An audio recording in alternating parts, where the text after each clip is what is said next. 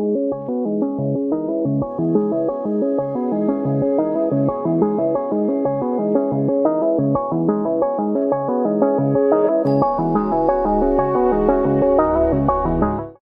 the stillness before dawn, something ancient stirs. A whisper moves through the smoke of the sacred fire, and the elders begin to see what was never meant to be ignored.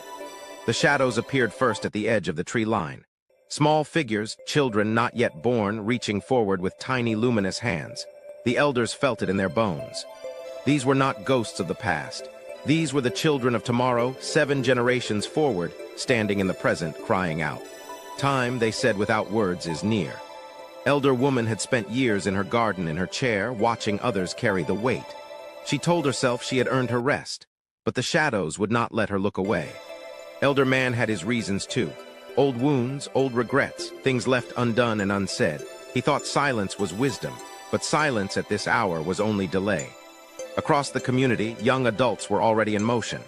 They were building, teaching, healing, carrying traditions they had pieced together on their own, searching for the elders who held the missing pieces.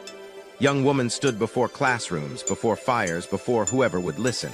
She was 25, carrying the knowledge of elders she had barely known. She needed the living ones to stand up.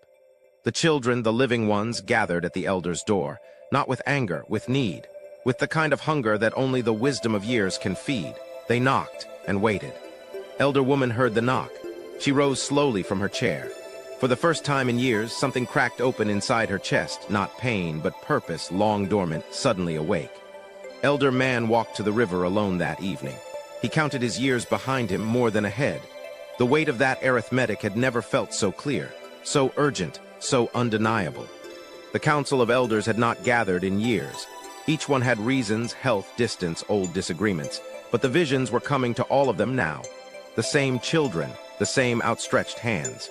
They came, one by one, then all at once. The council of elders entered the ceremonial space for the first time in a generation. The fire recognized them. It rose higher as each one sat down. Elder woman spoke first. Her voice, rough with age and long silence, filled every corner of the space. "We have been sitting by," she said, "and the children have been paying for it. That ends tonight." Elder man rose next. He had carried his regrets like stones in a river, smoothed by time but never gone. Now he set them down on the earth before the fire. "I was wrong to be absent," he said. The shadows returned, more of them now.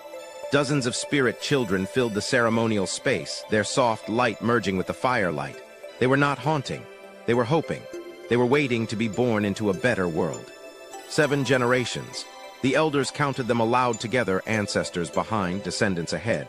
They sat exactly in the middle, the bridge, the living link, and they had nearly let that bridge go unbuilt. Young woman entered the ceremonial space and stopped. She had never seen the elders gathered like this. Her scrolls fell from her hands. For the first time, she did not have to carry it all alone. Gasp. The young adult man ran to find his community. "They're here," he said breathlessly. "The elders are here. They came back." And in the streets, people stopped what they were doing and began to move. The convenience of sitting by, that comfortable silence that earned retirement from responsibility, was over. The elders felt it dissolve like morning fog. What remained was clarity, sharp, beautiful, and long overdue. The elders began with accountability, not speeches, actions. Elder man visited families he had failed to guide. He sat at their tables. He listened before he spoke. He showed up in ways he never had before. Elder woman opened her home. She taught what she knew: medicine, ceremony, story, song. Young hands learned beside her aged ones. The knowledge that had nearly died with her generation began flowing again. The council of elders joined the work already in motion. They did not take it over, they supported it. They amplified it. They stood beside the young leaders and said, "We see you, we are here, lead on." The children, the living ones, sat in circles with the elders for the first time. Stories flowed that had never been told. Ceremonies were restored. Languages whispered back into young mouths that had never known them. Those who had been doing the work alone finally had partners. The elders brought what only time can give: the deep knowing, the hard-won patience, the sacred names of things that had been forgotten. The shadow children began to change. Their outstretched hands were no longer urgent, they were open, welcoming, as if a future that had been uncertain was slowly, finally becoming possible. Word spread through the Afro-Native Black Indian communities. Elders who had been silent for decades were rising. Some came willingly, some had to be called, but they came, because the children needed them too. The work was not finished. It would never be finished. That was the nature of 7 generations. But for the first time in a long time, it was truly shared.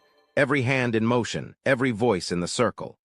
The shadows of future children faded at last, not because the need was gone, but because the promise had been made. The elders had risen, and 7 generations, stretching forward into the light, finally had a chance. Sigh. Thanks for watching. Hit that like button so we'll know you've enjoyed. Subscribe to our YouTube channel at The Truth Chronicles to receive daily updates.